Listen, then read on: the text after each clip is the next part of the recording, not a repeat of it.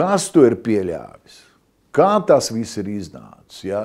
Nu, tas ir pretvalstiska darbība viennozīmīgi. Labi, ka mēs tādā brīdī, kad cena ir augsta, spējam saražot vairāk. Daba mūs, Latvenergo šogad ir lutinājusi ar ūdeni. Es varu iedomāties desmitiem prātīgu, gudru ideju, kur to darīt. Tāpēc mēs esam ievēlējuši tur politiķus, lai viņi izlemj, jo mēs spriedīsim, vai tā bija laba ideja, kā viņi izlemj vai nē.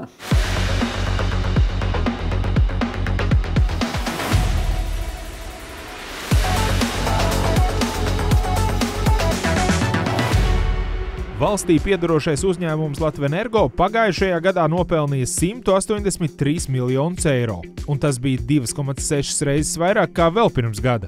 Pie sasniegtā nekad nevajag apstāties. Šogad jau pirmajā pusgadā Latvenergo strādājas ar 222 miljonu eiro peļņu, un tas ir uz pusi vairāk salīdzinot ar pagājušā gada pirmajiem 6 mēnešiem. Lielais jautājums – kā valstī jātērē Latvenergo rekordpeļņa? Šis ir brīnišķīgs jautājums. Šis ir tāds jautājums, kas ilustrē to, kāpēc ir vajadzīgi politiķi.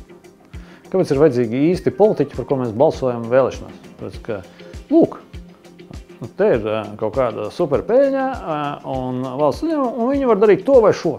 Visu ko.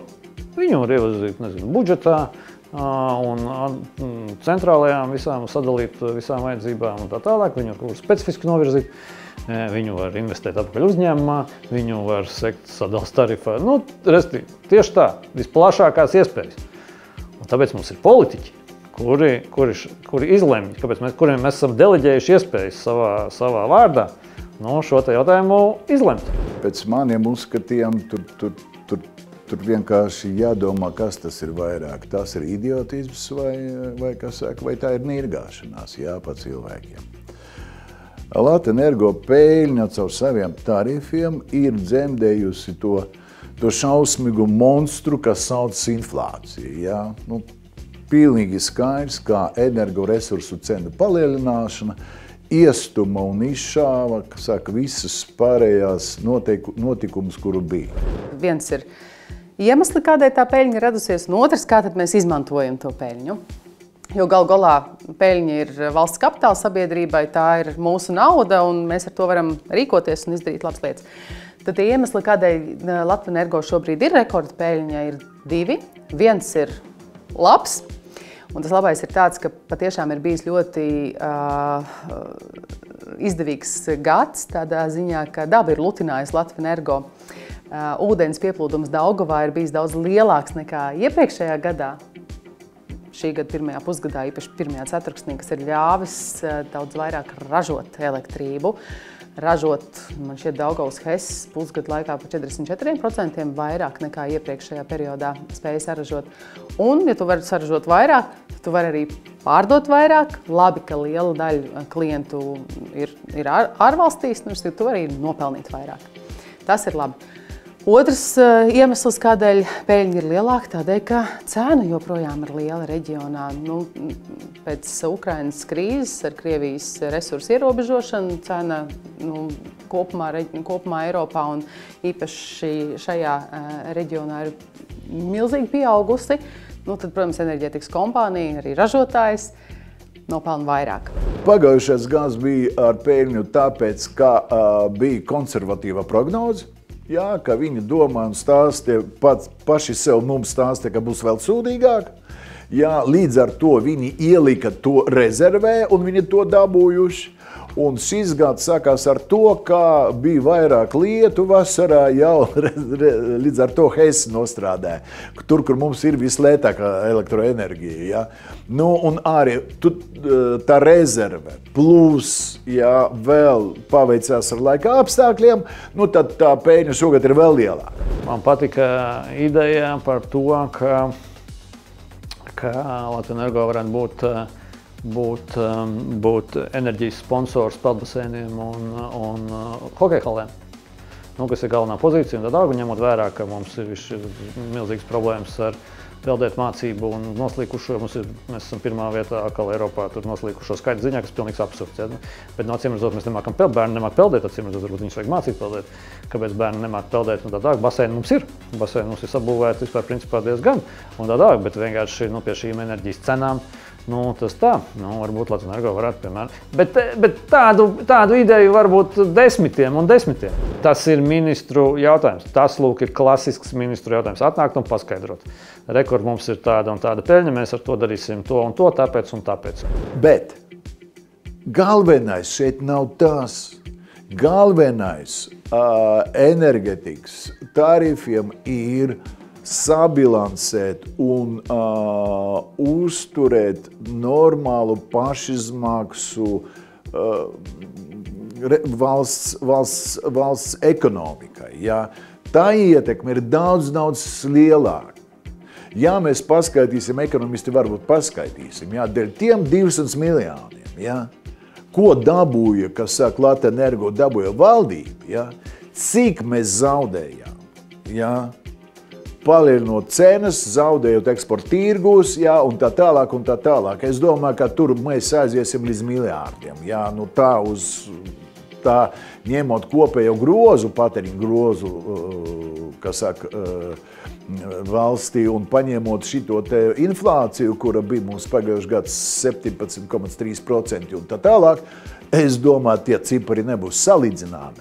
Līdz ar to, kas to ir pieļāvis, kā tas viss ir iznācis, ja? Tas ir pretvalstiska darbība viennozīmīgi.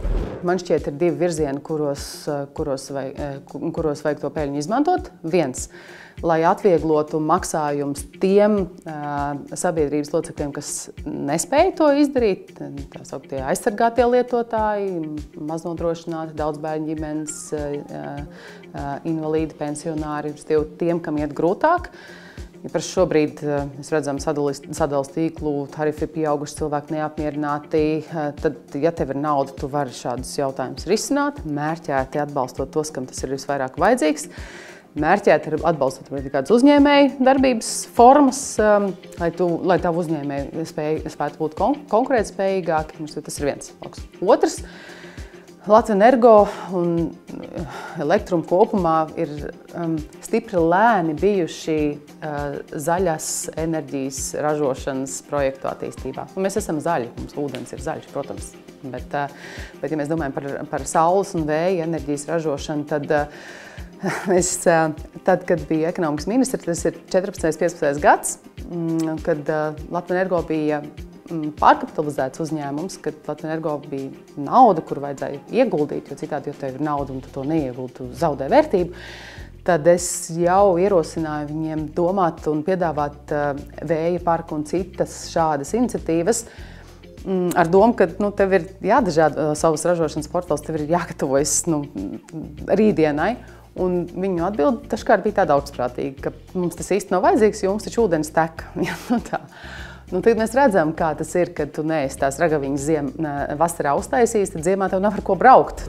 Ļoti skumji, bet vēl skumjāk ir tas, kā tas turpinās. Jā, kārtējās, kas saka, tarifu paaugstinājums uz sadales tīkliem un vispār elektrības sadali, kurš pēc būtības sastāv kopā vienu un to pašu. Ja, viņš vēl palielinās.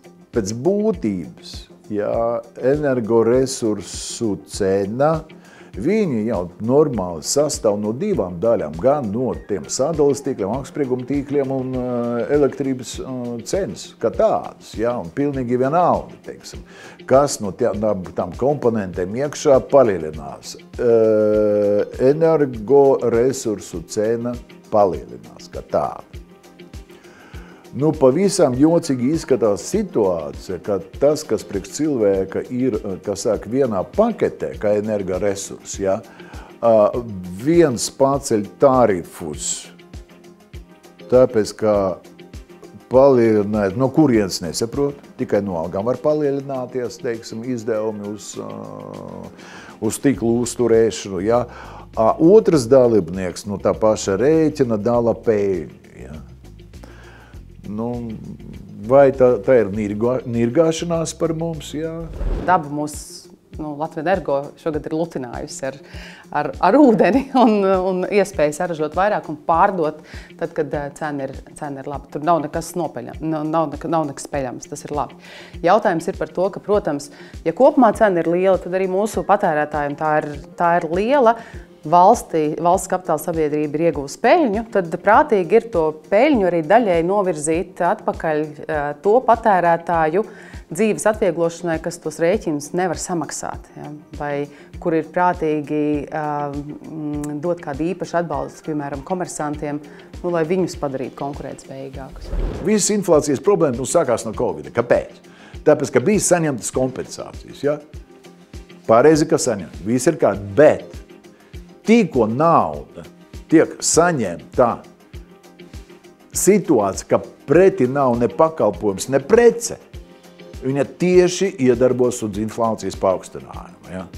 Līdz ar to viss šitā situācija, kura veidosies mums atkal ar kompensējumu, kuras ir vajadzīgas, protams, tāpēc, ka cita varianti nav.